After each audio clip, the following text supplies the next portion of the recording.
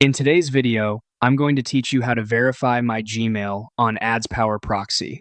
Before you open your browser profile to log in or register, the most important thing to do is make sure your AdsPower profile settings properly match the proxy you're using. This helps create a more consistent browsing environment and reduces mismatched signals that can make the session look unusual. Start by checking the time zone setting in your AdsPower profile. You'll want to set the time zone to based on IP.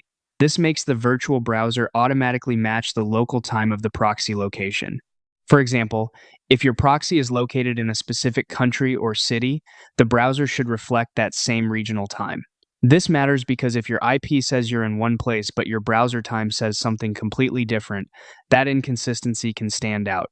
Next, review the WebRTC setting. Set WebRTC to forward, and make sure it is configured to fill the WebRTC local IP address based on the proxy IP.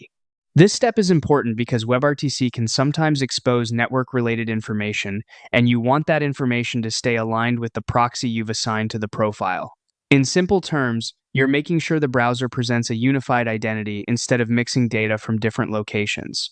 After that, check the browser profile language. The language should match the target country of your proxy. So if you're using a United States proxy, a setting like NUS would make sense. The goal here is consistency. When the browser language, time zone, and IP region all point to the same location, the profile looks much more natural.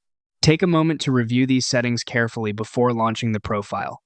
A few seconds spent confirming everything matches can save you trouble later and help your Gmail verification process go much more smoothly.